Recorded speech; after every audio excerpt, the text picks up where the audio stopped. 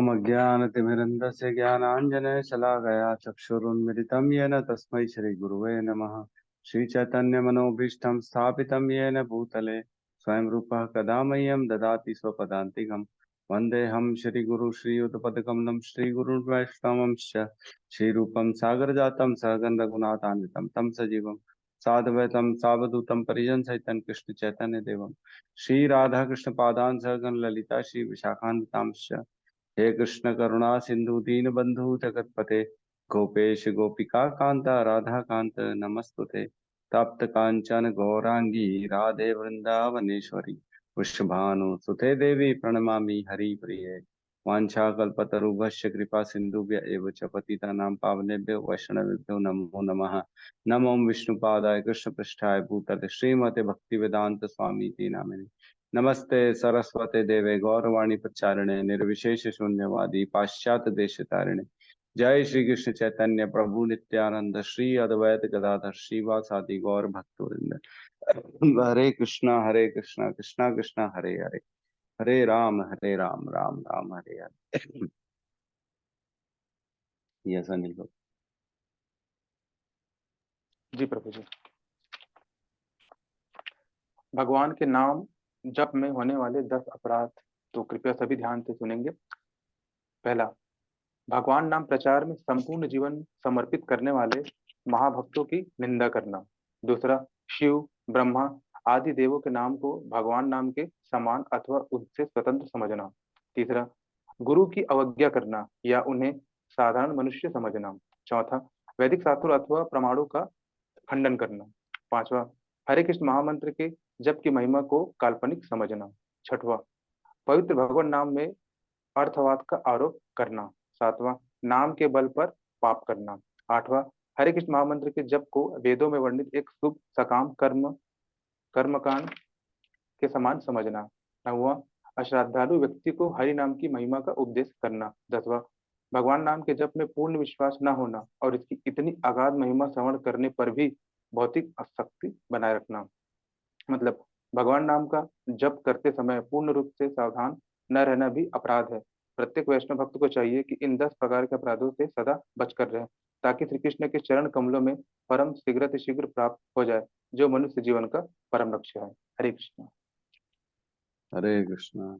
बहुत बहुत धन्यवाद 10 नाम अपराध के लिए। ठीक है, तो हम प्रवेश करते हैं 14वें अध्याय 12वें नंबर श्लोक में। ठीक है, 11वें नंबर श्लोक में हमने पढ़ा कि सतोगुण की अभिव्यक्ति को तभी अनुभव किया जा सकता है जब शरीर के सारे द्वार ज्ञान के प्रकाश से प्रकाशित हों। ठीक है, अब जो है ना, यहाँ पे हम प्रवेश कर रहे हैं। ये रजोगुण की वृद्धि का जो है ना सूचक है। रजोगुण के बारे में चर्चा हो रही है 14.12। तो साथ में दोहराएंगे श्लोक को। लोभ प्रवृत्ति आरंभ लोभ प्रवृत्ति आरंभ कर्मणाम अशम स्पृहा कर्मणाम अशम स्पृहा रजस्येतानि जायन्ते रजस्येतानि जायन्ते विवृद्धे भरतऋषभ। विवृद्धे भरतऋषभ। लोभ प्रवृत्ति आरंभ लोभ प्रवृत्ति आरंभ कर्मणाम असंस्पृहा असम स्पृहा एतानि जायन्ते रजस्येतानि जायन्ते ते भरतऋषभः। विवृद्धे भरतऋषभ।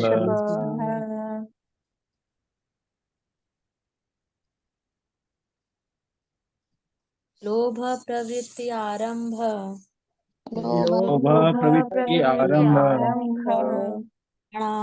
कर्मणा आशय स्पृह कर्मणाम असमः स्पृहा एतानि जायन्ते रजस्येतानि जायन्ते भरतऋषभ।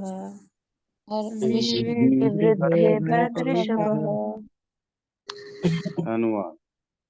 हे भरत वंशियों में प्रमुख जब रजोगुण में वृद्धि हो जाती है तो अत्यधिक आसक्ति, सकाम कर्म, गहन उद्यम तथा अनियंत्रित इच्छा एवं लालसा के लक्षण प्रकट होते हैं। ठीक है, तो श्लोक को एक बार देखते हैं। लोभः प्रवृत्ति आरंभ, है ना, लोभ की प्रवृत्ति का आरंभ हो जाता है। लोभः प्रवृत्ति आरंभ कर्मणा आशमः स्पृहा, कर्मों का अशम, अशम, अशम का मतलब होता है, इसमें अनियंत्रित लिखा है। शमन सबसे सुना होगा सबने, अग्नि शमन वाहन, है ना, सुना होगा। फायर ब्रिगेड को अग्नि शमन वाहन बोलते हैं, मतलब आग को बुझाने वाली जो वाहन है। शमन मतलब बुझा देना, है ना, उसको खत्म कर देना, फुल स्टॉप लगा देना। जैसे अग्नि शमन, शमन मतलब आग को बुझाने वाला जो होता है, उसकी गाड़ी को बोलते हैं अग्निशमन। लेकिन यहाँ लिखा है अशमः, मतलब ऐसी चीज जिसको रोका ना जा सके, जिसको बुझाया ना जा सके, जिसको मतलब जिसमें कंट्रोल करना बड़ा मुश्किल है ना। तो कर्मणाम अशमः स्पृहा, मतलब जो स्पृहा होती है उसको इच्छा कहते हैं। इच्छाओं को अनियंत्रित हो जाती है, मतलब इच्छाओं को रोक नहीं सकता वो अपनी, है ना, उसमें आगे बढ़ता चले जाता है, बढ़ता चले जाता है। आगे क्या कहते हैं, राजसी एतानी जायन्ते, है ना, इसको रजोगुण प्रकट होते हैं तब ये सब होता है।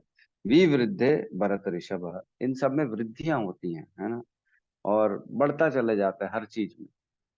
लोभ बढ़ता चला जाएगा, इच्छाएं बढ़ती चली जाएंगी, है ना, कर्म बढ़ते चले जाएंगे, ये सारा चीज बढ़ता चला जाएगा। तो इसमें बेसिकली 5 पॉइंट्स में चर्चा हो रही है, हाइलाइट्स जो हैं अनुवाद में। आसक्ति, अटैचमेंट बढ़ता है सबसे पहला।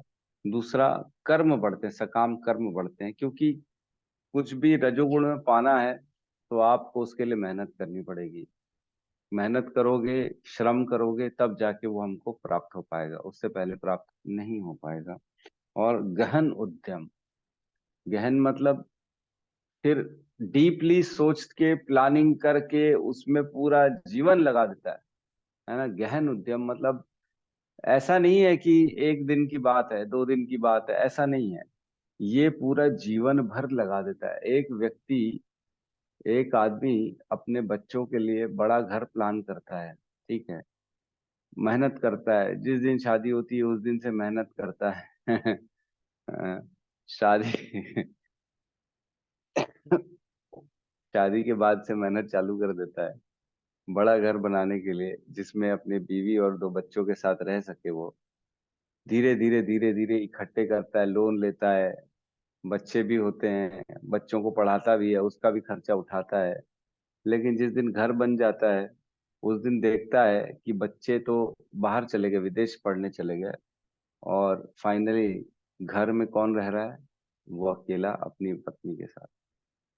तो किसके लिए उसने उद्यम किए, किसके लिए उतनी इतनी मेहनत की। ऐसे एक केस नहीं, बहुत सारे केस हैं, देखते हैं हम। माता पिता बेचारे एजुकेशन लोन लेते हैं, है ना, लोन लेते हैं, अपने बच्चों को पढ़ाते हैं, बच्चों को बाहर भेजते हैं, बच्चों को फुल फैसिलिटी देते हैं, और अपने लिए कुछ नहीं करते हैं। और फाइनली जब बच्चा सब काबिल बन जाता है, तब बोलता है आपने किया ही क्या मेरे लिए, है ना। एक समय ऐसे आता है जब बोलता है ये तो सब करते, इसमें क्या नया किया आपने, आपने मेरे लिए किया ही क्या है। तब जाके ना, इतना समय लगाने के बाद वैराग्य आता है कि ये क्या हो गया मेरे जीवन में। इसलिए शास्त्रों को पढ़ेंगे, शास्त्रों को समझेंगे तो ज्ञान मिलेगा। इतना समय लगाने की जरूरत नहीं है, बगैर समय लगाए ही ये ज्ञान हमारे को पहले ही मिल जाएगा कि रजोगुण की वृद्धि में ये सारे कार्य होते हैं। और अपनों के लिए गहन उद्यम करता है, अपनी इच्छाओं की प्राप्ति के लिए गहन उद्यम करता है। तो गहन उद्यम से बचना चाहिए, क्योंकि गहन उद्यम का रिजल्ट जो होती है ना, आसक्ति होती है। जिसमें भी आप बहुत ज्यादा मेहनत करेंगे उसमें आपकी आसक्ति बढ़ती चली जाएगी, और आसक्ति बढ़ती चली जाएगी तो उसको छोड़ने में बड़ा मुश्किल होगा, है ना। तभी हम देखते हैं लोग बोलते हैं मैंने पूरा जीवन एक एक ईंट इकट्ठे कर करके मैंने एक घर बनाया है, तुम क्या सोचते हो मैं घर छोड़ के चले जाऊं? नहीं जाऊंगा। लड़ाइयाँ होती हैं, भाई भाई में लड़ाई होती है ना, पड़ोसियों में लड़ाइयाँ होती हैं, है ना, माता पिता में लड़ाई हो जाती है, पिता पुत्र में लड़ाई हो जाती है, सब में लड़ाइयाँ हो जाती हैं। क्यों? क्योंकि आसक्ति, और उसमें हमने जितना जितना श्रम डाला है उतना उतना आसक्ति बढ़ती चली जाती है। तो श्रम डालना, ये जो है ना, अत्यधिक श्रम डालना किसी भी चीज में व्यर्थ है ना। भगवान ने पहले ही बताया, युक्त आहार युक्त विहार से युक्त चेष्ट से कर्मसु युक्त स्वप्न अबोध से योगो भवति दुख। अगर दुखों से दूर रहना है तो हर चीज को युक्त करना पड़ेगा, है ना। युक्त आहार, खाना युक्त होना चाहिए। युक्त विहार, विहार मीन्स रिक्रिएशन, पति पत्नी के साथ घूमने निकल गए, है ना, मजे कर रहे हैं, खाली जीवन में मजे ही मजे कर रहे हैं, इसका भी युक्त होना चाहिए। इसके लिए इंद्रिय तृप्ति में नहीं घुसे आदमी को जाना चाहिए, है ना। और कहते हैं युक्त स्वप्न अबोध से युक्त चेष्टा से कर्मसु, कर्म जो होते हैं ना युक्त होने चाहिए। अत्यधिक गहन कर्म जो है ना दुखों का इनविटेशन है। मतलब लेकिन ना प्रैक्टिकली ये बहुत मुश्किल है अपने आप को इन सब चीजों से दूर रखना, क्योंकि इस पूरा संसार ही रजोगुणी चल रहा है। आप नहीं करोगे तो आपके घर वाले बोल देंगे, अरे आप कर क्या रहे हो, आप काम क्यों नहीं कर रहे हो, समय क्यों नष्ट कर रहे हो, कुछ काम करो ना, कुछ लाओ तो सही। घर में काम कैसे होगा, घर में गाड़ी कैसे आएगी, घर में आटा दाल कैसे आएगा, कुछ नहीं करोगे तो। आज एक चर्चा चल रही थी हमारी एक भक्त हैं इस्कॉन के, 25 साल से इस्कॉन में भक्ति में, 20 साल हो गए, और 20 साल से एक ही प्लेट है उनके पास, स्टील की प्लेट रखते हैं ना भक्त लोग, यहाँ की बात नहीं चली, बाहर के भक्त हैं। 20 साल से एक प्लेट है स्टील की, उसी में उनका जो है ना प्रसाद पा रहे हो। तो क्या ये अनुमान लगा सकते हैं हम किसके लिए मेहनत कर रहे हैं? 20 साल से आदमी एक ही प्लेट में खा रहा है, और प्लेट आज भी अच्छी है, कोई प्रॉब्लम नहीं है, कोई दिक्कत नहीं है। लेकिन इंसान जो होता है ना, कितनी सारी प्लेटें इकट्ठी करता है। डिनर सेट चाहिए, प्लास्टिक का डिनर सेट चाहिए, बोन चाइना का डिनर सेट चाहिए, स्टेनलेस स्टील का डिनर सेट चाहिए, है ना, वैरायटी की कटोरियां होनी चाहिए, छोटे बड़ी शेप ऐसे होने चाहिए, मेहमानों के लिए अलग होना चाहिए, हमारे लिए अलग होना चाहिए, बच्चों के लिए अलग होना चाहिए। तो ये सब हो क्या रहा है? एक्चुअल में जरूरत नहीं है किसी भी चीज की, लेकिन ये रजोगुण के कारण जो है ना इंसान इकट्ठे करे जा रहा है, इकट्ठे करे जा रहा है, उद्यम किए जा रहा है, उद्यम कर रहा है, और अपनी खाली इच्छाओं की, जो कि बेलगाम होती इच्छाएं जो होती है ना, वो नेवर एंडिंग होती है, उनका कभी भी अंत नहीं होता है। ये हमेशा दिमाग में डालेंगे, इच्छाओं का कभी अंत नहीं होता। और उन इच्छाओं की पूर्ति के लिए विवश होकर कर्म करता है, गुणों के अधीन होकर, और उसकी प्राप्ति में पूरा जीवन लगा देता है। ठीक है, गहन उद्यम तथा अनियंत्रित इच्छा, जैसे अपन ने बताई, इच्छा अनियंत्रित होती है, एक पूरी होगी तो दूसरी चालू हो जाएगी, दूसरी पूरी होगी तो तीसरी, तीसरी होगी तो चौथी, एक के बाद एक, ये चेन रिएक्शन है, एक के बाद एक बढ़ता चला जाता है। और लालसा के लक्षण प्रकट होते हैं। लालसा मीन्स लोभ। तो लोभ को अगर हम देखें, लोभ का अर्थ क्या है, तो लोभ का अर्थ है सद्रव्य त्याग असमर्थता, है ना। स स्व द्रव्य त्याग असमर्थता, मतलब जो हमारे पास धन संपत्ति पैसा है उसको त्याग करने में असमर्थ रहना, इसको लोभ कहते हैं, है ना। और इसका एक और डेफिनेशन ये भी है कि सिर्फ लोभ मीन्स जो दूसरे से खाली देखने, मतलब अपनी अपने पास जो है ना रखने की इच्छा हो, उनका भी चीज मेरे पास आ जाए, मेरी चीज तो कहीं जाए ही ना, लेकिन उसकी चीज भी मेरे पास आ जाए। तो ये बड़ा मुश्किल है इन सब चीजों को कंट्रोल करना। लोभ, पाप का बाप जो होता है ना, बोलते हैं लोभ होता है। पाप का बाप कौन है? लोभ। जहां लोभ होगा वहां पाप होगा ही होगा। पाप करने पे आदमी विवश हो जाएगा, क्योंकि लोभ पाप को ही जन्म देता है। ठीक है, तो प्रवेश करते हैं हम इसके तात्पर्य में। तात्पर्य बाय शील प्रभुपाद की जय। रजोगुणी व्यक्ति कभी भी पहले से प्राप्त पद से संतुष्ट नहीं होता, वह अपना पद बढ़ाने के लिए ललायित रहता है। तो नेवर एंडिंग जो है हमने चर्चा की, अनियंत्रित इच्छा रहती है। रजोगुणी व्यक्ति जो है उसको बढ़ाना ही चाहता है। एक प्लेट में उसका काम जब चल सकता है जीवन भर, लेकिन एक प्लेट कभी नहीं यूज करेगा, वो बदलता रहेगा, बढ़ाता जाएगा। हर साल दूसरी, हर तीसरे महीने दूसरी चाहिए। ये अब बोर हो गया प्रभु जी, अब चेंज करो, थोड़ा सा चेंज करते हैं। वही है, बढ़ता चला जाएगा।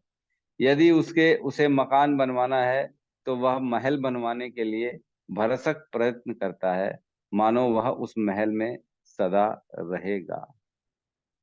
तो जैसे अकबर ने बनवाया था लाल किला दिल्ली में, आज भी लोग देखने जाते हैं। लाल किला इतना बड़ा बना है, इतना बड़ा, इतनी बड़ी बड़ी दीवारें हैं। उसने यही सोच के बनवाया था कि मैं रहूंगा अपने पत्नी और बच्चों के साथ, और बहुत सारे सिपाही हमारे प्रोटेक्शन में इस लाल किले में रहेंगे, और हम इसमें हमेशा शाश्वत जो है ना आनंद की प्राप्ति करेंगे। लेकिन कोई भी चीज शाश्वत तो होती नहीं। आज कौन रह रहा है महल में? कोई नहीं जा रहा लाल किला में। कुत्ते बिल्ली लोग, पर्यटन विभाग आए, कबूतर जाते हैं। क्या हो रहा है? को एंड यही है, सब घरों का एंड यही है। जो जितना जो है ना मेहनत करके बनाता है, फाइनली रहने वाला वो रहता ही नहीं है। एक न एक दिन उसको वहां से छोड़ के निकलना ही पड़ेगा। तो भरसक प्रयत्न करता है, ये सब प्रयत्नों से बचना चाहिए। बहुत अच्छा, हम लोग गए थे अभी मायापुर में, तो हिज ग्रेस सुंदर गोपाल प्रभु ने एक बहुत अच्छा एग्जाम्पल दिया था। जिस प्रकार एक ट्रेन की बर्थ होती है ना, हम ट्रेन की बर्थ को बुक करते हैं हावड़ा से रायपुर तक के लिए। हम जैसी ट्रेन में प्रवेश करते हैं तो सामने वाले को बोलते हैं उठो उठो, खाली करो, ये मेरा बर्थ है, ये मेरी बर्थ है, तुम्हारी नहीं है, हटो हटो यहाँ से। आसक्ति, ये मेरी है ना, वो तो सामने वाले को उठा देते हैं। लेकिन रायपुर तक ही है ना, रायपुर से जो ज्यादा नहीं। तो वो बर्थ है किसकी? बर्थ मेरी तो नहीं, वो तो सरकार की है, रेलवे डिपार्टमेंट की है, मेरी तो नहीं। लेकिन हम कैसे क्लेम करते हैं, उठो उठो मेरी है, ये खाली करो, चलो चलो तुम अपनी जगह जाओ, ये मेरा है। उस बर्थ में हम रायपुर से नागपुर तक भी नहीं जा सकते, क्योंकि हमारी टिकट नहीं है। हमारी टिकट सिर्फ रायपुर तक ही है। लेकिन रायपुर से उसका कोई दूसरा ओनर आ जाएगा और वो हमको बोलेगा उठो उठो, खाली करो, ये बर्थ अब मेरी है।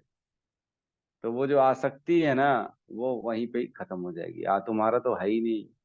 उसी प्रकार ये मकान, घर, जमीन जितनी भी हैं, ये हमारी नहीं है, ये कृष्ण की हैं। ये कुछ काल के लिए हमको दी जाती हैं कि ठीक है तुम इसका भोग भोगो, लेकिन इसमें आसक्ति डालना बहुत खतरनाक है। रजोगुण के कारण आदमी आसक्त हो जाता है कि ये मेरा है, ये मेरी चीज है, इसको मैं कैसे छोड़ दूं। तो जैसे बर्थ है, वो किसी की नहीं है, वो तो सरकार की है, वो तो हमेशा रहेगी।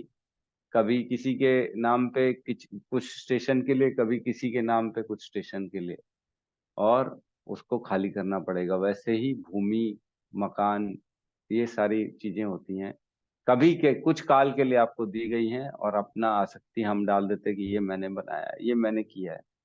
जैसे रेलवे में भी पैसा देते हैं तब हमको वो बर्थ मिलती है, वैसे ही हम इस जीवन में भी जो पुण्य करेंगे उसके एवज में हमको फैसिलिटीज मिलती हैं। घर है, गाड़ी है, बच्चे हैं, अच्छा परिवार है, समझदार हैं, धन संपत्ति है, ये सब फैसिलिटीज दी जाती हैं हम जितने अच्छे अच्छे कर्म पुण्य करते हैं उसके बिहाफ में। सेम, जैसे ही हमने पैसे पटाए, बर्थ मिल गई। कम पैसे पटाए, स्लीपर में बर्थ मिली। ज्यादा पैसे पटाए, एसी में बर्थ मिल गई। और ज्यादा पैसे पटाए तो फर्स्ट क्लास एसी में बर्थ मिल गई।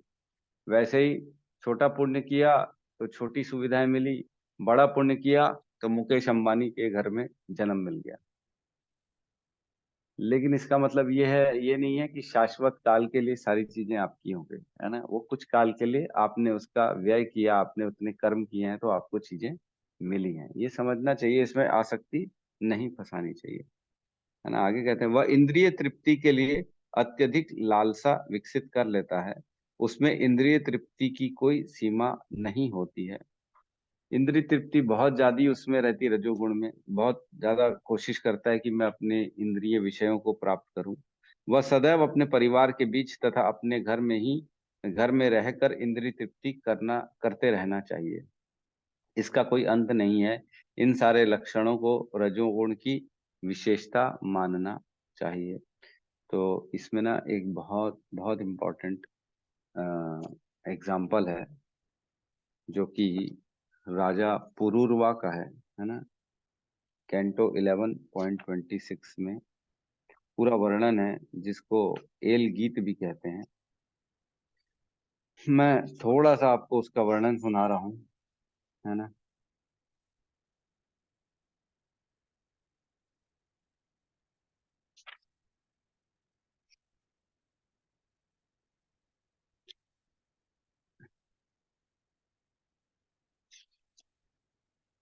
11.26 तो मैं संक्षेप में सुना दे रहा हूँ क्या लिखा है इनके बारे में, राजा पुरूरवा के बारे में, है ना। जीव को मानव शरीर मिला है जो पूर्ण पुरुषोत्तम भगवान को प्राप्त करने में अत्यंत लाभप्रद है, और जिसने इसे श्री भगवान के भक्ति के कार्यों में लगा दिया है वह आध्यात्मिक आनंद स्वरूप श्री भगवान की अनुभूति करने में समर्थ हो जाता है। श्री भगवान के प्रति समर्पित ऐसा व्यक्ति माया के प्रभाव से छूट जाता है, और मोह से उत्पन्न इस जगत में रहते हुए भी वह इससे पूरी तरह अछूता रहता है।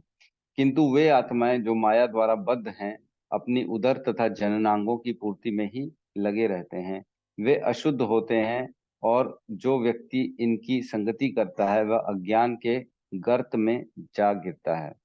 सम्राट पुरूरवा जो उर्वशी अप्सरा की संगति से मोहित हो चुका था, उससे विलग होने पर विरक्त बन गया। उसने नारी संगति के प्रति अपनी घृणा को व्यक्त करते हुए एक एल गीत लिखा। उसने बताया कि जो व्यक्ति स्त्री शरीर से या पुरुष या स्त्री शरीर से लिप्त रहता है, जो कि चर्म, मांस, रक्त, स्नायु, मस्तिष्क के तंतु, मज्जा, अस्थि आदि से निर्मित एक ढेला है, वह कीड़े से भिन्न नहीं है। जिस व्यक्ति का मन किसी स्त्री के शरीर द्वारा हर लिया जाए, उसकी शिक्षा, तपस्या, त्याग, वेदानुभूति, एकांतवास तथा मौन का क्या महत्व है। विद्वान व्यक्ति को चाहिए कि काम आदि 6 मानसिक शत्रुओं पर कभी विश्वास न करे, और स्त्रियों अथवा स्त्रियों द्वारा नियंत्रित पुरुषों की संगति करने से बचे। इन तथ्यों को घोषित करने के बाद राजा पुरूरवा अब भौतिक संसार के मोह से मुक्त हो गए, और उसके अंतर में निवास करने वाले परमात्मा का साक्षात्कार किया।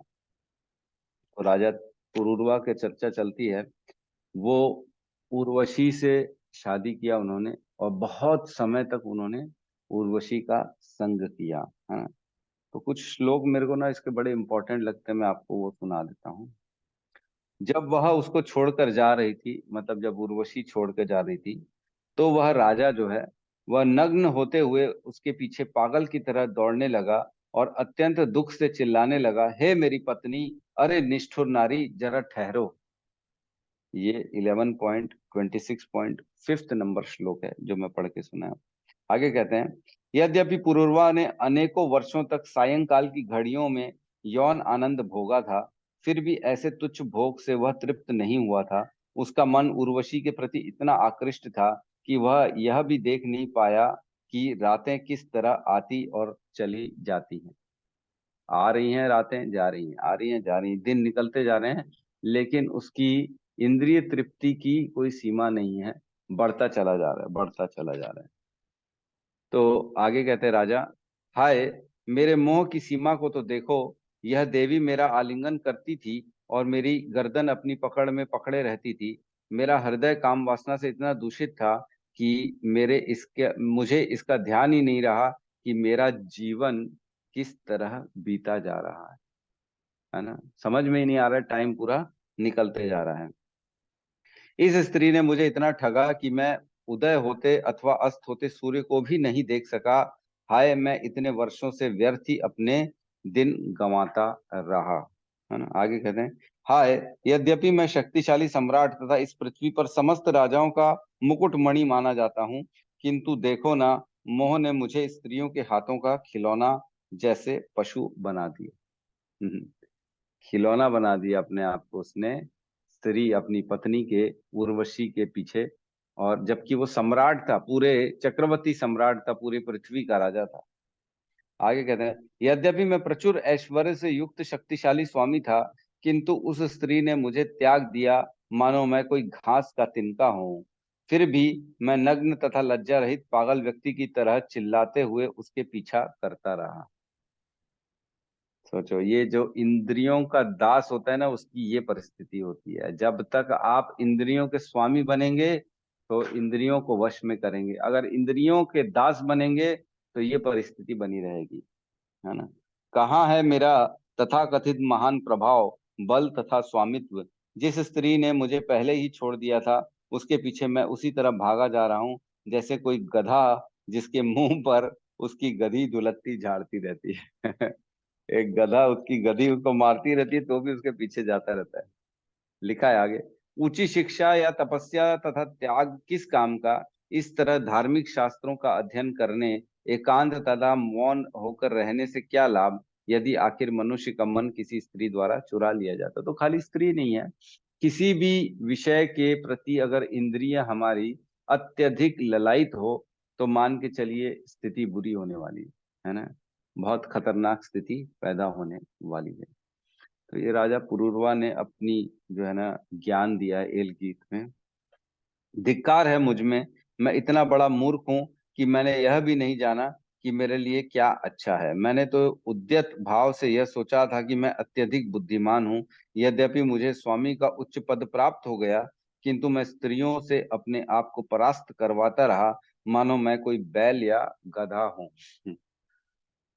मतलब ये एक जो है ना, हमको सिर्फ ये नहीं समझना चाहिए, ये राजा की कथा चल रही है, एग्जाम्पल आ रहा है कि जिस प्रकार ये राजा की स्थिति हुई है एक स्त्री उर्वशी के द्वारा, हमारी जो बाकी चीजों में इंद्रिय आसक्ति है वो किसी भी चीज से हमको परास्त करा सकती है, और हमारी भी स्थिति यही हो सकती है।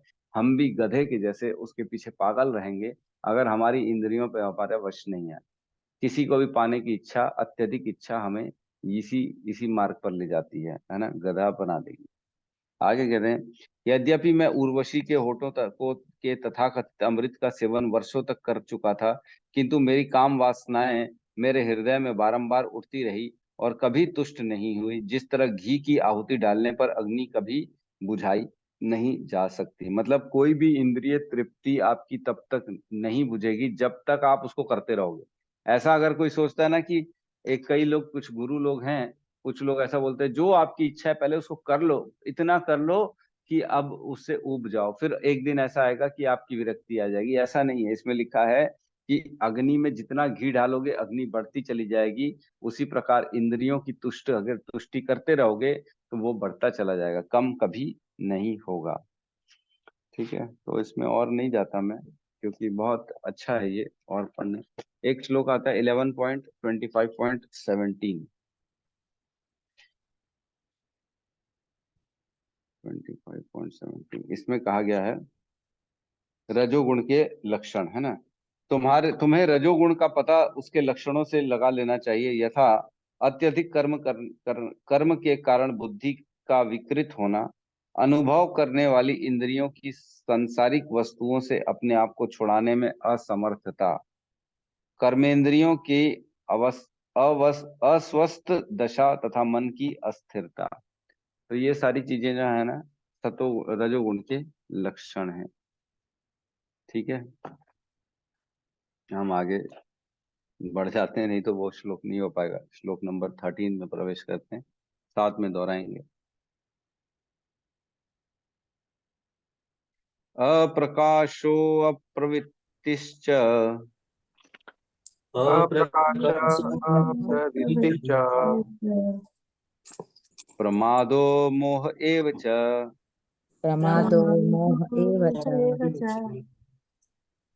तमस्येतानि जायन्ते तमस्य तानि एतानि जायन्ते जायन्ते विवृद्धे कुरु नंदन।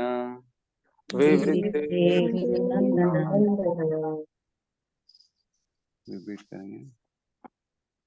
अप्रकाशः अप्रवृत्ति च अप्रकाशः अप्रवृत्तिश्च प्रमादो मोह एव च प्रमादो एव च तमस्येतानि जायन्ते तमस्येतानि विवृधे कुरु नन्दन। विवृद्धे नन्दन। अप्रकाश अप्रवृत्ति च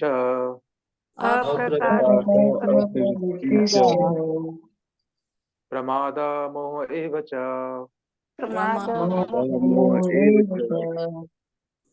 तमसि एतानि जायन्ते तमस्येतानि जायन्ते विवृद्धे कुरु नन्दन।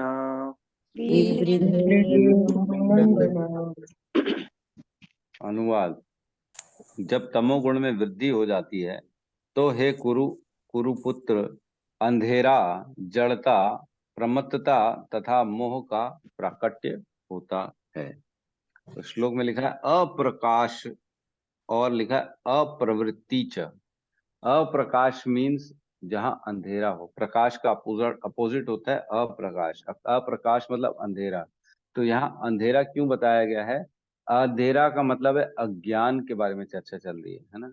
अज्ञान जहाँ पे उसका ज्ञान हर लिया जाता है, उसको कोई नॉलेज नहीं रहती है, वो विवेक खत्म हो जाता है, समझने सही गलत की शक्ति खत्म हो जाती। अप्रवृत्ति च मतलब आलस्य, है ना। अप्रवृत्ति मतलब कोई प्रवृत्ति नहीं है, काम करने की प्रवृत्ति नहीं है उसके अंदर, शांत बैठे, आलस्य है उसके अंदर। अरे कल आज का काम कल करेंगे, कल का काम परसों करेंगे, रहने दो। लिखा है प्रमादो मोह एव च। प्रमाद मीन्स हमने पढ़ा है पहले ही पागलपन, और मोह मीन्स आप जानते हैं सब अटैचमेंट। ये चारों चीज बताई गई है यहाँ पे। और इसमें लिखा है नीचे तमसो एतानी जायन्ते, मतलब जो तमो गुण में रहते हैं उसमें ये सब विवृद्धे कुरुनंदना बढ़ जाता है। ये सारी चीजें, ये गुण जो हमने चार चर्चा की, जो है अप्रकाश, अप्रवृत्ति, प्रमाद और मोह, ये बढ़ जाता है। अप्रकाश मीन्स अज्ञान बढ़ जाता है, आलस्य बढ़ जाता है, पागलपन बढ़ जाता है और अटैचमेंट बढ़ जाता है, मोह बढ़ जाता है। ये सारी चीजें जो है तमोगुण के लक्षण बताए गए हैं। तात्पर्य बाय शील प्रभुपाद की जय। जहाँ प्रकाश नहीं होता वहाँ ज्ञान अनुपस्थित रहता है। तमोगुणी व्यक्ति किसी नियम में बंधकर कार्य नहीं करता, वह अकारण ही अपनी सनक के अनुसार कार्य करना चाहता है। यद्यपि उसमें कार्य करने की क्षमता होती है किंतु वह परिश्रम नहीं करता, यह मोह कहलाता है। यद्यपि चेतना रहती है लेकिन जीवन निष्क्रिय रहता है, तो तमोगुण के लक्षण हैं। तमोगुण हम पढ़ चुके हैं, पूरी चर्चाएं कर चुके हैं।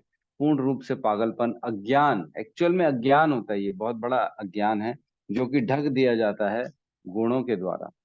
प्रकृति के गुण हमारे शरीर के अंदर भी रहते हैं और बाहर भी रहते हैं। सोचो दोनों गुण, अगर कोई तमोगुण में है, तमोगुण प्रकृति में भी है उसके अंदर भी है, दोनों तमोगुण मिल जाते हैं तो और उसकी वृद्धि हो जाती है ना। लेकिन हमारे अंदर सपोज करो सतोगुण है और बाहर तमोगुण है, ऐसा कैसे होगा? सपोज करो ये एग्जाम्पल है, कोई अगर ब्रह्मचर्य या हम आप भक्तों को जो है ना कोई जबरदस्ती उठा के एक नाइट पार्टी में लेके चला जाए, है ना, जहाँ पे लोग डांस कर रहे हैं, दारू पी रहे हैं, रात के 12-1 बज गए हैं, तो आप लेकिन सतोगुणी हो, बाहर का माहौल तमोगुणी हो गया, तो कैसे करोगे? तब आप अटपटा लगेगा, थोड़ा सा लगे अरे कहाँ आ गया हूँ मैं, कैसा कर रहा हूँ। आप अपने आप को संभालोगे और कोशिश करोगे वहां से निकलने की। लेकिन अगर किसी के अंदर प्रवृत्ति तमोगुणी है और माहौल भी तमोगुणी है, दोनों जब मिल जाते हैं तो बहुत वृद्धि हो जाती है ना। अंदर से उसकी इच्छा ही रहती है दारू पीने की, पार्टी करने की, और पार्टी में पहुंच जाता है तो उसको बड़ा आनंद आता है और एकदम खुशी की सीमा नहीं रहती और वो पागल हो जाता है वहां पे, बढ़ता चला जाता है। तो अंदर और बाहर दोनों जब गुण मिल जाते हैं तब उनकी वृद्धि हो जाती है। सपोज करो हम सतोगुण हैं, है ना, और हम चले गए मायापुर। मायापुर में जाने से वहां का माहौल भी सतोगुण, हमारा भी सतोगुण, वहां जाएंगे तो दोनों की वृद्धि हो जाएगी और आनंद का लेवल नेक्स्ट लेवल तक पहुंच जाएंगे। इसीलिए कहते हैं मतलब अंदर के गुण और बाहर के गुण दोनों इफेक्ट मारते हैं। बाहर अगर सतोगुणी माहौल है और अंदर तमोगुणी माहौल है, सपोज करो कोई धाम में चला गया और उसके अंदर इच्छा हो रही दारू पीने की, नॉनवेज खाने की, मस्ती करने की, तो माहौल ही नहीं है वहां पे, कर ही नहीं सकता। तो जैसे जैसे हम सतोगुणी माहौल में रहेंगे, धीरे धीरे धीरे धीरे हम देखेंगे कि तमोगुण की, क्योंकि इच्छा पूरी नहीं होगी, तो आपका धीरे धीरे प्रवृत्ति चेंज होना चालू हो जाएगी, क्योंकि वहां साधन ही नहीं, इंद्रिय तृप्ति का कोई साधन नहीं, आपको मिलेगा ही नहीं। क्या कर सकते हो, मजबूरी में आप भी जल्दी उठोगे, आप भी उनके साथ जबरदस्ती कीर्तन करोगे, धीरे धीरे आपका भी वही होगा जो बाहर का माहौल रहेगा। ठीक है, तो एक श्लोक आता है 11.25.18, इसमें कहते हैं, जब मनुष्य का उच्चतर जागरूकता काम न दे और अंत में लुप्त हो जाए, तथा इस तरह मनुष्य अपना ध्यान एकाग्र न कर सके, तो उसका मन विनष्ट हो जाता है और अज्ञान तथा विषाद प्रकट हो जाता है। तुम इस स्थिति को तमोगुण की प्रधानता समझो। तो इसमें तमोगुण की प्रधानता के बारे में चर्चा की है कि पहले मनुष्य की उच्चतर जागरूकता काम न दे, जैसे जो उसका ज्ञान है उसको समझ में नहीं आ रहा है, उसका ज्ञान एक्चुअल में उसको कोई काम नहीं दे पा रहा है ना। जैसे हम अगर अंधेरे में रस्सी को सांप समझ लेते हैं, अंधेरे में क्या, उजाले में भी कई बार हम रस्सी को सांप समझ लेते हैं, तो कुछ समय के लिए तो सांप वाला भय आ जाता है ना हमारे अंदर, जबकि सांप है नहीं वो हमारी सिर्फ हमारी गलती से, हमारे अज्ञान के कारण हमने उसको सांप समझ लिया, और सांप समझने के कारण हम सांप वाले जो कार्य हैं, बचने का कार्य, भय का कार्य करते हैं। उसी प्रकार जब यथा स्थिति में हम चीजों को नहीं देख पाते हैं, तब तमोगुण का वृद्धि हो जाती है ना। ठीक है,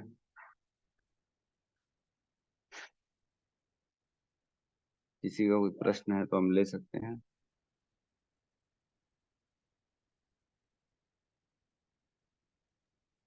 हरे कृष्ण प्रभु जी। हरे कृष्ण। हाँ, अगर कोई किसी का अगर क्वेश्चन नहीं होगा तो पूछूंगा, नहीं तो फिर ये ये 11वें श्लोक का जो तात्पर्य है प्रभु जी, उसमें ना थोड़ा सा मेरे को कंफ्यूजन है इसमें। मतलब मैं अनुवाद पढ़ता हूँ, 14 अध्याय हम्म श्लोक नंबर 11। सतोगुण की हम्म अभिव्यक्ति को तभी अनुभव किया जा सकता है जब शरीर के सारे द्वार ज्ञान के प्रकाश से प्रकाशित हो। अब इसके तात्पर्य में हम्म लिखा है, शरीर में 9 द्वार हैं, 2 आंख, 2 हम्म कान, 2 नथुने, मुंह, गुदा तथा उपस्थ। जब प्रत्येक द्वार हम्म सत्वगुण के लक्षण से दीप्ति हो जाए, इसको कैसे समझेंगे? जब प्रत्येक द्वार सत्वगुण के लक्षण से दीपित दीपित हो जाए। हम्म। तो इसमें हमने चर्चा की थी, आप नहीं थे क्या श्लोक में? मैं तो था प्रभु जी, बट कभी हमने इसमें ध्यान नहीं चर्चा की, दिया। 4 ज्ञान इंद्रियां हैं और 2 कर्म इंद्रियां हैं इसमें, जो 9 द्वार हैं। आंख, कान, नथुने और मुंह, ये जो हैं, ये ज्ञान इंद्रियों के जो है ना, इंद्रियां, ज्ञान इंद्रियां हैं। और जो बुधा और उपस्थ हैं, वो जनन इंद्रियां, कर्म इंद्रियां होती हैं। तो देखिए, जब सपोज कोई भी एक एग्जांपल ले लो, आंख की बात कर लेते हैं, ठीक है।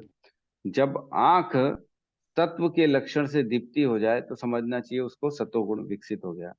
तो जब आप आंखों के द्वारा, है ना, सत्य देखना चालू कर दोगे कि ये मेरा है कि नहीं है, जैसे सपोज करो पुत्र पुत्री है किसी का, तो अगर वो ये देखना चालू कर जाए, ये पुत्र पुत्री जो है, ये मुझे तो कृष्ण की कृपा से मिला है, मेरा इसमें सामर्थ्य नहीं है। अगर मेरी मेरी इच्छा होने से थोड़ी कोई बच्चा हो जाएगा, मेरे को पुत्र पुत्री मिल जाएगा क्या? नहीं मिलेगा। जब वो देखेगा कि ये मुझे कृष्ण की कृपा से मिला है, तो मतलब वो चीज को सही देख रहा है। ठीक है, लेकिन सपोज करो अगर वो कोई देख रहा है, नहीं नहीं ये मेरा बच्चा है, तेरा नहीं है, तुम लोग क्या लड़ रहे हैं अपने बच्चे के लिए, मेरा बच्चा है ये, तुम क्या बात करते हो, वो अपने लिए लड़ रहा है। और अपने बच्चे को मतलब जो सही दृष्टि में देख नहीं पा रहा है कि कृष्ण के द्वारा दिया गया है, नहीं नहीं, हमने प्लानिंग की थी ना प्रभु जी, हमने प्लानिंग की थी तो बच्चा हो गया। तो अपने आप को कर्ता मान बैठा है, तो ये सही दृष्टि में वो देख नहीं पा रहा है, यथा दृष्टि नहीं है उसको।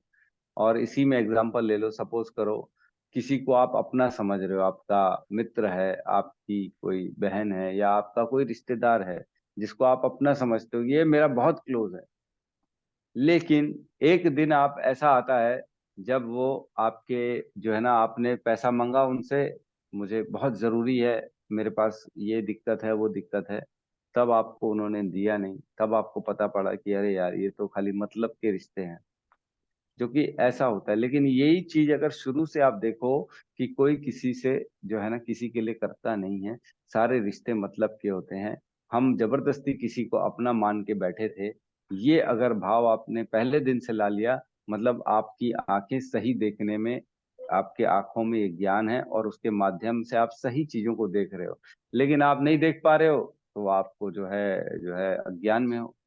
वैसे ही सपोज करो नॉनवेज खाना है, अगर पहले दिन से आप नॉनवेज खा रहे हो और आप देखते हो और आप ललायत हो जाते हो नॉनवेज के लिए, आप खा बैठते हो, देखने के बाद खाते हो, क्यों? क्योंकि आपकी आंखों ने देखा और आपको वहां पे अटैचमेंट पैदा हो गया और आप खा बैठते हो। इसका मतलब आपकी आंखें सही नहीं दिख पा रही। आपकी आंखों को ये देखना चाहिए कि ये खाने की वस्तु नहीं है, ये किसी के मांस है, ये किसी का जीवन है, जिसको मेरे अगर मैं खा लूंगा तो इसको, इसके जीवन की समाप्ति का कारण मैं हो जाऊंगा, मेरे कारण इसकी मृत्यु हो गई, ऐसा मानना पड़ेगा। अगर ऐसा आप समझते हो तो सही मायने में देखते हो, नहीं तो नहीं देखते हो। और भी क्या है, भगवान ने कहा है 13वें अध्याय में, 13वें अध्याय में, जो है ना, ज्ञान चक्षु, कैसे देखना है चीजों को।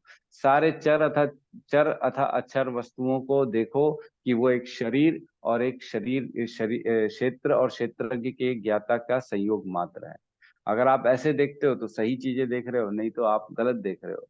आप किसी की आत्मा को और शरीर को भिन्न भिन्न देखना चाहिए, ये देखना चाहिए कि इसके कर्मों के कारण इसको ये शरीर मिला है और वो इस शरीर में कुछ काल के लिए बद्ध है।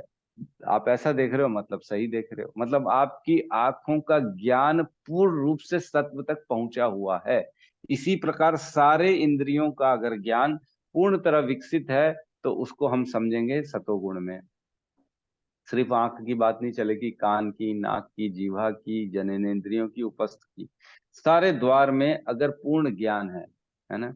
जैसे अभी राजा पुरूरवा का हमने चर्चा की, जो उर्वशी के काम सुख के लिए पागल हो गया था, है ना। तो अब उसके में चर्चा आएगी, जो उसके जननेंद्रियों वाला जो ज्ञान है वो निकृष्ट ज्ञान था उसके बाद, जबकि यद्यपि राजा था वो, लेकिन वो अपनी इंद्रियों के द्वारा परास्त हो गया था और इंद्रियों के इतने प्रभाव में आ गया था कि उसने देख ही नहीं पाया, जीवन को समझ ही नहीं पाया कि मेरा जीवन है क्या। तो मतलब उसका अज्ञान है, जननेंद्रियों में उसके ज्ञान नहीं है और वो उसके द्वारा परास्त हो चुका है। तो इसी प्रकार किसी भी इंद्रियों को पूर्ण तरह से अगर उसमें ज्ञान है, मतलब आप एक भी इंद्रिय के नीचे नहीं हो। आंखों से देख रहे हो तो किसी के प्रति भी आकृष्ट नहीं हो रहे हो।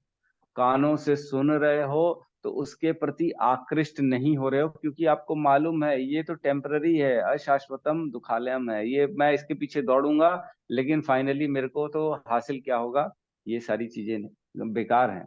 तो इस प्रकार किसी भी इंद्रियों से परास्त न होना उस इंद्रियों की पूर्ण ज्ञान की विकसित की स्टेज कहलाई जाएगी। ठीक है। जी प्रभु समझ गया। हम्म। हरे कृष्ण। हरे कृष्णा। तो किसी का और कोई प्रश्न है तो हम ले सकते हैं, नहीं तो क्लोज करते हैं यहाँ पे। हरे कृष्णा बाबू जी, दंडवत प्रणाम। दंडवत प्रणाम प्रभु जी। प्रभु जी, प्रभु जी पूछ रहा था कि जैसे ऐसा तो क्वेश्चन बनता नहीं है, जैसे प्रभु जी अगर ये तीनों गुणों का अगर प्रकृति में अगर प्रभाव ना हो तो ये मतलब कैसे चलायमान होगा? ये हो सकता है इसके घर भी नहीं चल पाएगा? नहीं, नहीं, देखो क्या ये होता है, मेरी संभव बात समझिए, मेरी बात समझिए। आपने सपोज करो इच्छा की कि मेरे को एक राजा बनना है, मेरे को एक बहुत बड़ा राजा बनना है, ठीक है। तो इच्छा पूर्ति नहीं। जी। कैसे होगी, है ना। इच्छा पूर्ति कैसे होगी, जब आपको इस चीज का अनुभव दिलाया जाए कि आप एक राजा हो, है ना। सपोज करो अगला सपना आ गया आपको एक रात में कि मैं एक बहुत बड़ा राज्य का राजा हूँ और मेरे 10 सेवक हैं और मैं बहुत ऐश कर रहा हूँ, मेरी रानियां हैं जो मेरे पीछे पड़ी हुई हैं, मैं तलवार चला रहा हूँ, मैं शत्रुओं को मार रहा हूँ, घोड़े चला रहा हूँ, मेरी सेना चल रही है। इस प्रकार आपने सपना देखा, ठीक है। आपको अनुभव तो हो गया आप राजा हो, ठीक है। आपको खुशी हुई सुबह उठ के कि अरे वाह, मेरी इच्छा थी राजा बनने की, और देखो अभी भी वो रोमांच मेरे अंदर आ रहा है रात में सपने का कि मैं राजा था, ठीक है। तो क्या आप सच में राजा थे? नहीं थे। आप सपने सच में राजा नहीं थे। आपकी सपने में आपको राजा बनाया गया, और सुबह जब जागृत हुए तब पता पड़ा कि ठीक है, राजा का अनुभव तो मेरे को मिल गया, वो खुशी तो मेरे को मिल गई, लेकिन मैं सच में राजा नहीं। उसी प्रकार हम जो होते ना जीव, जब इच्छा करते हैं भोग करने की, तो भगवान हमारे को अविद्या से ढक देते हैं और इस जगत में भेज देते हैं। हमको हमारा मूल स्वरूप मालूम नहीं है कि हम कौन है, लेकिन इस जगत में भेज देते हैं कि तुम भोग भोगो, तुमने इच्छा की थी भोग भोगने की, लो भोग भोगो। ये एक स्वप्न की तरह चल रहा है हमारा जीवन। और अंततः जब हमारी मृत्यु होगी, जब हम भगवान के साक्षात्कार होंगे, मिलेंगे जब वहां पे, तब पता पड़ेगा ये सिर्फ मेरी एक इच्छा थी कि मैं भोक्ता बनूं, इसलिए मेरे को ये जीवन दिया गया था। अब मैं देखो, मेरी इच्छा पूर्ति करने के लिए भगवान ने इतना कुछ गुणों सा व्यवस्था की, योनियों की व्यवस्था की, मेरे मेरे ऊपर अविद्या का पर्दा डाला गया ताकि मेरी इच्छा पूर्ति हो सके। तो ये तीनों गुण इसीलिए डाले जाते हैं ताकि आपको फंसाया जाए, है ना, आप ही की इच्छा में आपको फंसाया जाए, और आप उस इच्छा को पूर्ण रूप से मतलब उसका एक्सपीरियंस ले सको, आप उस इच्छा को पूर्ण कर सको। इसीलिए गुणों को डाला जाता है, माया के द्वारा हर लिया जाता है आपका ज्ञान, और आपका मूल स्वरूप आपको बताया नहीं जाता कि आप हो कौन। आपने इच्छा की थी, इसलिए जैसे सपने में आपने राजा बन गए, वैसे इस जगत में आ गए और तीनों गुणों से बंध गए, और जो आपने इच्छा की थी अब उसी में फंसे हुए हो आप। ठीक है। और नए कर्म करते हो, नए कर्म करते हो, नए कर्म और बंधन के कारण हो जाते हैं। जी प्रभु समझ। हम्म। हरे कृष्ण। मतलब आदमी को ये समझना चाहिए कि मैं बहुत बड़े एक, जो ट्रैप बोलते हैं ना, ट्रैप को हिंदी में क्या बोलेंगे हम? जाल। जाल, हाँ, बहुत बड़े जाल में फंसा हुआ हूं मैं, उसको ये समझना। ये समझने में पूरी जीवन निकल जाता है लोगों का कि मैं एक जाल में फंसा हुआ हूँ। जाल क्या है? इच्छाओं का जाल, कर्मों का जाल, गुणों का जाल। इन जाल में हम फंसे हुए हैं। जब तक इनसे बाहर नहीं निकलेंगे ना, हमारा एग्जिट, हमारा जो गेट है ना, वो मिलेगा नहीं हमको बाहर निकलने का। इनमें जब तक फंसे रहेंगे, यहीं के रहेंगे, यहीं जन्म होगा यहीं मरेंगे, यहीं जन्म होगा मरेंगे, इसी में चलता जाएगा। जब तक इन बंधनों को नहीं काटेंगे, गुणों से ऊपर नहीं उठेंगे, इच्छाओं का त्याग नहीं करेंगे, और अपनी इंद्रियों पे संयम नहीं रखेंगे, तब तक हम यहाँ से निकल नहीं सकते हैं, है ना। तो एक श्लोक आता है हमारे भगवत गीता में, जिसमें कहते हैं भगवान, है ना, श्रद्धावान लभते ज्ञानम तत्पर संयते इंद्रिया, ज्ञानम लब्ध्वा पराम शांतिम अचिरेण अधिगच्छति। ये श्लोक तो, है ना, इसमें कहा गया है कि जो श्रद्धावान होता है ना, उसको ज्ञान मिलता है। अपने गुरु पे, कृष्ण पे जो श्रद्धा रखता है, उसको ज्ञान मिलता है। और वो अपनी इंद्रियों को संयमित रखता हुए, तत्पर ते संयते इंद्रिया, तत्पर संयते इंद्रिया मतलब इंद्रियों को संयम रखेगा। और 4.39 हमने पढ़ा हुआ है, अभी प्रभु जी ने डाल दिया, है ना। तो इंद्रियों को संयम रखेगा, और जो श्रद्धा रखेगा गुरु पे, भगवान पे, उनके ज्ञान पे, उनको ज्ञान भी मिलेगा, और उसकी इंद्रियां संयमित रहेंगी। तब क्या होगा? उसको ज्ञान मिलने के बाद, ज्ञानम लब्ध्वा पराम शांति, उसको फिर परम शांति मतलब शाश्वत शांति मिलेगी, अचिरेण, कभी न खत्म होने वाली शांति मिलेगी। अधिगच्छति, उन ऐसी स्थिति में पहुंच जाएगा जो कभी भी उसका पतन नहीं होगा, है ना। तो श्रद्धा रखें ज्ञान में, भगवान में, गुरु में, भगवत गीता में, भागवतम में, और उस ज्ञान के माध्यम से अपनी इंद्रियों को संयमित रखने की कोशिश करें। ये दो फैक्टर बहुत जरूरी हैं अगर हमको अचिरेण शांति चाहिए, परम शांति चाहिए, तो ये दो चीजों को रखना बहुत जरूरी है। ठीक है प्रभु जी, जी प्रभु जी, बहुत बहुत धन्यवाद। हरे कृष्ण प्रभु जी। धन्यवाद। हरे कृष्ण। ठीक है, तो यहाँ पे हम क्लास को क्लोज करते हैं, कल आगे बढ़ेंगे।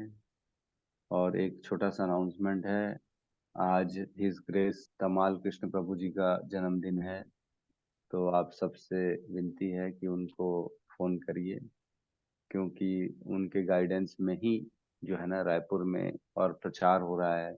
उनके नहीं मतलब, और मंदिर सब अलग अलग प्रचार तो सब कर रहे हैं, लेकिन ओवरऑल हमारा जो आश्रय चल रहा है, हमारी जो भगवत गीता की क्लास चल रही है, ये उनके सानिध्य में है और हिज ग्रेस प्रशांत मुकुंद प्रभु जी के सानिध्य में। इन दोनों का आशीर्वाद के द्वारा ही हमारा ये सब काम हो पा रहा है। देश में इतने सारे कार्यक्रम हो पा रहे हैं और इतनी धाम यात्राएं हो पा रही हैं और इतने साधु संघ का मिलना, प्रसादम का मिलना, ये सब हो पा रहा है, कीर्तन हो पा रहा है। तो हमारा एलिवेशन, जो हमारा भक्ति में उन्नति का कारण है, कहीं ना कहीं हिज ग्रेस अपना तमाल कृष्ण प्रभु जी हैं, और उनके लिए हमको धन्यवाद प्रकट करना चाहिए। और तो आप सब उनको फोन करिए और पर्सनली मैसेज करिए, धन्यवाद प्रकट करिए, आशीर्वाद दीजिए उनका, ताकि और आपकी उन्नति भक्ति में हो सके, है ना। क्योंकि जो साधु संघ है, जो साधु है, उनका अगर हम उनकी शरणागति नहीं करेंगे तो हमारी भक्ति का जो है ना बढ़ना मुश्किल हो जाएगा। ठीक है, तो आप सब फोन करिए, उनको विनती करिए कि उनकी कृपा बनी रहे हम पे, और इसी प्रकार प्रचार कार्य भी बढ़ता रहे, शील प्रभुपाद का जो मिशन है वो आगे बढ़ता चले और हम भी छोटी छोटी सेवाएं उसमें दे सकें। ठीक है, तो हरे कृष्ण प्रभु जी, उनके हरे नाम से कृष्ण। हम लोग आज एक महामंत्र का जाप कर लेते हैं। हाँ बिल्कुल बिल्कुल, ये अच्छी बात है। उनके नाम से हम एक महामंत्र कर लेते हैं, सब मिलके जोर से लाउडली चैंट करते हैं हरे कृष्ण महामंत्र। हरे कृष्णा हरे हरे कृष्णा हरे कृष्णा कृष्णा कृष्णा कृष्णा हरे कृष्णा हरे हरे हरे, हरे हरे राम राम हरे राम राम राम राम हरे राम हरे। हरे हरे। तो